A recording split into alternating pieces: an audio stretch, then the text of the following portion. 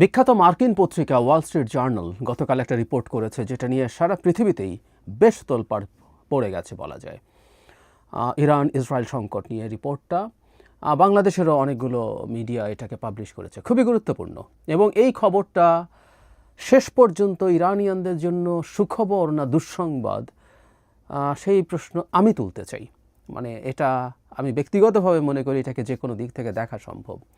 এটা ইরানের জন্য চমৎকার একটা সুখবর, আবার এটা ইরানের জন্য একটা বিপর্যয়ও তৈরি করতে পারে। খবরটা নিয়ে একটু কথা বলি। সেটা হচ্ছে, আমি ওয়াল স্ট্রিট জার্নালের যে ভিডিও ভার্সন, এটা নিয়ে একটা ভিডিও তারা করেছেন, আমি আমার মন্তব্যে এটা দিয়ে দেব, আপনারা একটু দেখে নেবেন।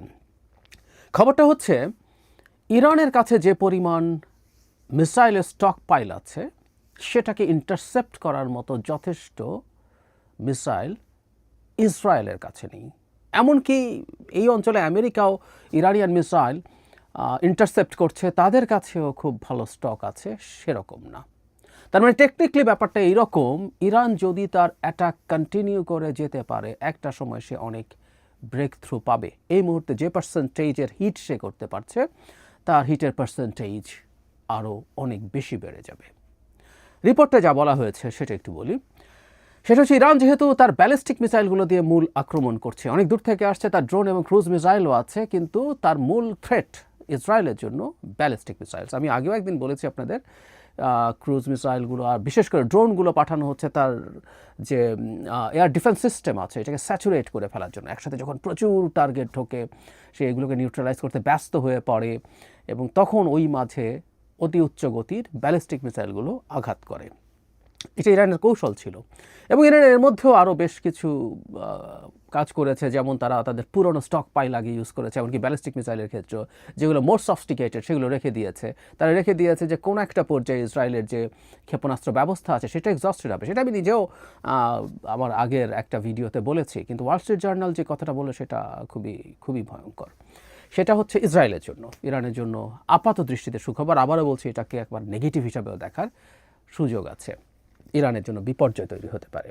এই রিপোর্টে বলা হচ্ছে, যেহেতু ব্যালিস্টিক মিসাইল দিয়ে মূল টার্গেট করছে মানে আমরা জানি যে ইসরায়েলের আকাশ প্রতিরক্ষা ব্যবস্থা পৃথিবীর শ্রেষ্ঠতমই বলা হয়। একটা ছোট দেশ, সে তার অলমোস্ট পুরোটাই খুব ভালো এয়ার ডিফেন্স সিস্টেম ডিপ্লয় করতে পেরেছে। অন্তত 3টা লেয়ারে সেই কাজটা করে।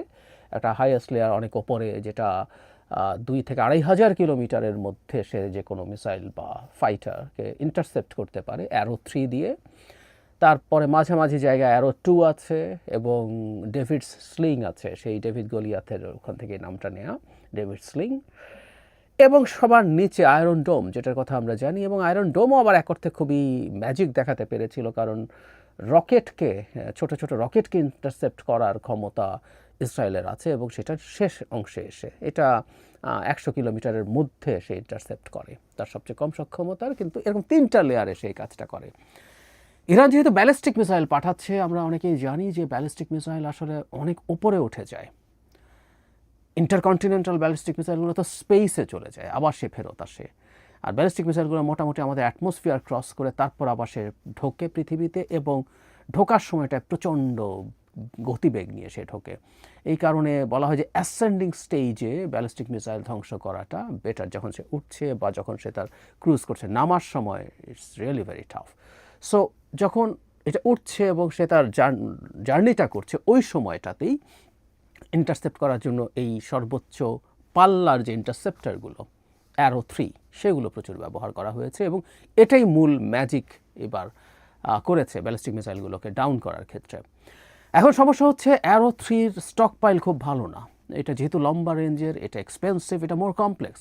ইনফ্যাক্ট এটা একটু বলে রাখা ভালো, যে কোনো ইন্টারসেপ্টার মিসাইলই অনেক কমপ্লেক্স ব্যাপার। হামাস যখন অ্যাটাক করেছিল তখন একদিন এটা নিয়ে বিস্তারিত বলেছিলাম, আজকে সামান্য একটু বলি। সেটা হচ্ছে, একটা মিসাইল বা রকেট যাই হোক, সে মোটামুটি একটা রেঞ্জকে তার টার্গেট ধরে, যে 10 মিটারের মধ্যেও যদি পড়ে, 50 মিটারের মধ্যেও যদি পড়ে, এগুলোকে খুবই সাকসেসফুল প্রিসিশন মিসাইল হিসাবে আমরা মেনে নেই। কিন্তু 50 মিটারের মধ্যে যেতে পারবে, এটা আসলে একটা ইন্টারসেপ্টারের পক্ষে হওয়া সম্ভব না, কারণ তাকে একদম স্পেসিফিক একটা ছোট টার্গেটে হিট করতে হয়। সো এটা অনেক বেশি সফিস্টিকেটেড হতে হয়। সে একটা রেঞ্জ 10 মিটার, 15 মিটার বা 50 মিটারের মধ্যে দিয়ে যেতে পারলেও আসলে লাভ নেই। যদিও এখন কাছাকাছি যেতে পারা যেসব ইন্টারসেপ্টর আছে, সেগুলো বিভিন্ন প্রযুক্তি দেওয়া হচ্ছে, তারা এক ধরনের ক্লাস্টার বোমা যেরকম আছে সেই ধরনের কিছু প্রজেক্টাইল থ্রো করে একটা রেঞ্জ ধরে, যাই হোক সেটা ডিফারেন্ট আলোচনা। কিন্তু মূল বিষয়টা হচ্ছে এগুলোকে অনেক প্রিসিশন হতে, ফলে এগুলো অনেক জটিল, যেহেতু এগুলোর টেকনোলজি টাফ, এগুলোর খরচ অনেক বেশি। যেমন ওয়াল স্ট্রিট জার্নালের ওই রিপোর্টেই আছে একটা অ্যারো থ্রির একটা অ্যারো থ্রি মিসাইলের দাম হচ্ছে $2 মিলিয়ন। $2 মিলিয়ন মানে বাংলাদেশি টাকায় এখন 25 কোটি টাকা এক একটার খরচ। ইভেন ডেভিড স্লিং আমি খুঁজে দেখলাম, একটা ডেভিড স্লিংয়ের দামও 8-9 কোটি 10 কোটি টাকা একটা মিসাইল, যেটা মধ্যপাল্লার। এর দাম খানিকটা কম, তারপরও সেটাও অনেক।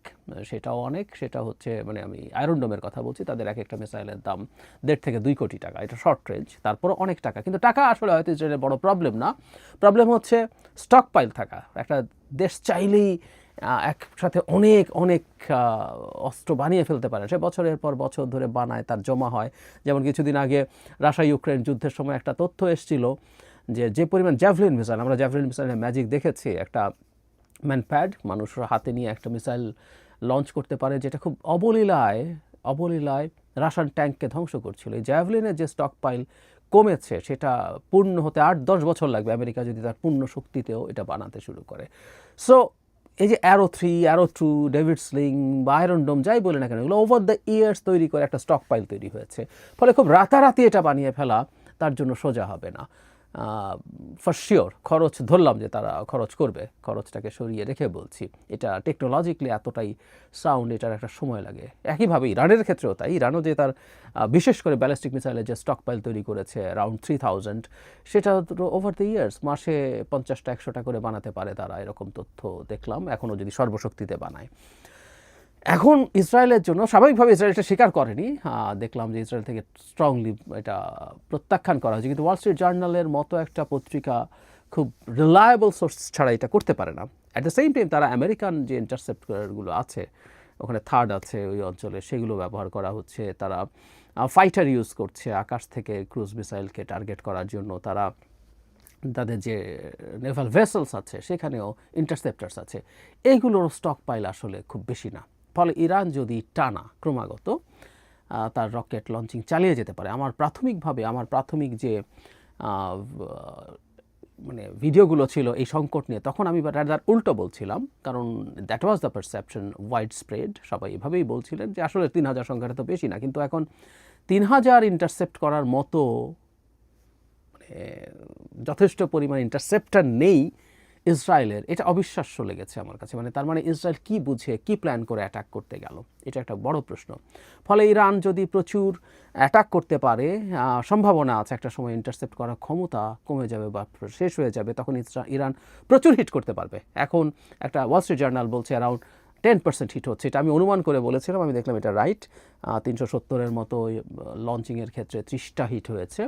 সো পরে এই পার্সেন্টেজটা বাড়তে থাকবে এবং ইসরায়েল ইনক্রিজিংলি ভালনারেবল হয়ে যাওয়ার সম্ভাবনা থাকবে। এই পরিস্থিতি অন্তত এই রিপোর্টকে যদি সঠিক ধরে নেই সেটা হতে পারে। অবশ্য ইসরায়েল খানিকটা যে জানতো না তা না, ইসরায়েল কিন্তু শুধুমাত্র যে তার নিউক্লিয়ার যে স্থাপনাগুলো আছে সেখানে না, ইসরায়েল প্রচুর অ্যাটাক করেছে তার ব্যালিস্টিক মিসাইল লঞ্চিং যে জায়গাগুলো আছে এবং এগুলোর ম্যানুফ্যাকচারিং প্ল্যান্টে। গতকালও এরকম একটা হিট করে ইসরায়েল দাবি করেছে এটা একটা ব্যালিস্টিক মিসাইল ম্যানুফ্যাকচারিং প্ল্যান্ট। তবে এখানে একটা ঘটনা আছে, ব্যালিস্টিক মিসাইলগুলো অনেক ক্ষেত্রেই প্রচুর মুভেবল দিয়ে করতে পারে, ভেহিক্যাল থেকে করতে পারে, এটা সম্ভব। ইরানেরও প্রচুর আছে। সো এগুলোকে সহজে টার্গেট করা খুব সহজ না, এগুলো তারা খুব সহজে পেরে যাবেন, নট নেসেসারিলি। এখন যে কথা বলছিলাম, এটা এক অর্থে ইরানের জন্য সুখবরটা অলরেডি বলে দিয়েছি যে এটা ইসরায়েলের মধ্যে ভীতি তৈরি করবে, আমেরিকার মধ্যে ভীতি তৈরি করবে, যে ইরান যদি ক্রমাগত এটা করতে থাকে তাহলে বিপদে পড়ে যাবে ইসরায়েলের জনগণ যে সিকিউরড অবস্থার মধ্যে ছিল সেই সিকিউরিটি ভেঙে গেছে। ইসরায়েলের তেল আভিভকে টার্গেট করা যায়, হাইফাকে টার্গেট করা যায় এবং বেশ ক্ষয়ক্ষতি করা যায়, যদিও ক্যাজুয়ালিটি এত হয়নি কারণ ইসরায়েল প্রস্তুত, তারা দীর্ঘদিন থেকে এই প্রস্তুতি লেগেছে, জনগণ তাদের সিকিউরড যে শেল্টার আছে সেখানে গিয়ে পৌঁছেছেন, ফলে হতাহত খুব বেশি হয়নি। কিন্তু তেল আভিভ অ্যাটাক করা যায় এটাতে ইরান দেখিয়েছে, ফলে ইসরায়েল চাপে পড়বে এবং সে কোনো ফর্মে ইরানের সাথে নেগোশিয়েট করতে যাবে এবং ইরান সেই নেগোসিয়েশনে খানিকটা হলেও তার সুবিধা পাবে, এটা মনে হতে পারে। কিন্তু নেগেটিভ যে ব্যাপারটা সেটা হচ্ছে এটা ইসরায়েল তো বটে, আমেরিকাকেও এই যুদ্ধে টেনে আনার একটা সম্ভাবনা তৈরি করবে। কেন? ইরান যদি সামনে তার ইসরায়েলের এই ইন্টারসেপ্টরের ডিপ্লিশন চলতে থাকে, তাতে যদি এই ঝুঁকি তৈরি হয়, তাহলে ইরানকে একটা বেশ শক্ত আক্রমণ করেই থামাতে হবে। সেই ক্ষেত্রে ইরান যাতে যথেষ্ট পরিমাণ ব্যালিস্টিক মিসাইল বা other weapons, cruise missiles and drones launch করতে না পারে সেটা এনশিওর করতে হবে। সেই কারণে তাদের কমান্ড সেন্টার, তাদের রেডার স্থাপনা, তাদের ব্যালিস্টিক মিসাইল লঞ্চিংয়ের জায়গা, সেটার ম্যানুফ্যাকচারিং, সেটা ইসরায়েলের পক্ষে যদি যথেষ্ট সঠিকভাবে সম্ভব না হয়ে থাকে, আমেরিকাও এর সাথে যোগ দিয়ে এই কাজটা একযোগে করে ধ্বংস করতে হবে। কারণ ইন্টারসেপ্ট যখন আমি ঠিকঠাক মতো করতে পারবো না বলে শঙ্কা তৈরি হয়েছে, তখন এগুলো লঞ্চিং এবং উৎপাদনই ঠেকানোর চেষ্টা করতে হবে। ফলে এই তথ্যটা ইরানের ওপরে আক্রমণ অনেক বেশি বাড়িয়ে দেওয়ার প্রবাবিলিটি তৈরি করেছে বলে আমি মনে করি, এবং আমেরিকাকে এই যুদ্ধে আসার ক্ষেত্রে এটা ইনসেন্টিভাইজ করতে পারে। এটা ওয়াল স্ট্রিট জার্নাল বলেছে, কিন্তু এই তথ্য আমেরিকার গোয়েন্দাদের কাছে না থাকার কোনো কারণ নেই। এগুলো খুবই ক্লাসিফাইড তথ্য। তারপরও টোটাল ইন্টারসেপ্টার্স আমেরিকান এবং ইসরায়েলিদের মিলে সেটাকে আউটনাম্বার করতে পারে যদি ইরানের মিসাইল, এটা অ্যালার্মিং বোধ হবে তাদের জন্য। সো এই খবরটা আমেরিকার যুদ্ধে আসার সম্ভাবনা বেশ বাড়িয়ে দিচ্ছে। আমরা এর মধ্যে দেখেছি জনাব ডোনাল্ড ট্রাম্প মিটিং করেছেন, মিটিং করে তিনি জানিয়েছেন যে তিনি যে কোনোটাই করতে পারেন। গতকাল আমি বলছিলাম যে এই ভদ্রলোক আসলে কী করবেন, ইটস নট শিওর। তিনি ইরানকে আরেকটু সময় দিতে চান সব কিছু মেনে নিয়ে নিঃশর্তভাবে সারেন্ডার করার জন্য, কিন্তু তিনি আক্রমণ করার কথা, আমেরিকা এই ইরানের বিরুদ্ধে আক্রমণ করবে, এটাকে রুল আউট করেননি। কিন্তু আমি মানে গতকালের এই খবরের পর মনে হয় ইরান যদি সারেন্ডার না করে, এবং সত্যিকার অর্থে ইরানের পক্ষে কিন্তু এই জায়গা থেকে সারেন্ডার করা সোজা না, এবং এই রেজিম টিকে থাকার জন্য তাকে পাল্টাপাল্টি কাজ করতে হবে। নিঃশর্ত সারেন্ডার করা এই রেজিমের সার্ভাইভাল বা এক্সিস্টেন্সকে প্রশ্নের মুখে ফেলে দেবে। সুতরাং তারা মনে হয় না একটা আনকন্ডিশনাল সারেন্ডার অ্যাফোর্ড করতে পারে। সো তা যদি না হয়, আমেরিকা ইরানে যতটুকু ভাবা হচ্ছিল তার চেয়ে বেশি অ্যাটাক করে, প্রাথমিকভাবে বলা হচ্ছিল তারা তাদের 2-3টা ইউরেনিয়াম সমৃদ্ধকরণ যে প্ল্যান্ট আছে সেগুলোতে অ্যাটাক করবে। আমি গতকাল এটা দিয়ে ভিডিও করেছি যে BO-57 দিয়ে হিট করবে, তাও হবে কি হবে না, একটা দিয়ে একটা গর্ত তৈরি করবে, এটাই হবে না ওটা আরেকটা ফেলবে, এভাবে করে করে করে যাওয়া যায় কিনা, নানান ইফস অ্যান্ড বাটস আছে। সো আমেরিকা এগুলো করতে পারে, করবে, কিন্তু আমেরিকা সম্ভবত আরও অনেক স্ট্র্যাটেজিক টার্গেটে হিট করবে ইরানকে। এটা যথেষ্ট যৌক্তিক বলে এখন মনে হয়।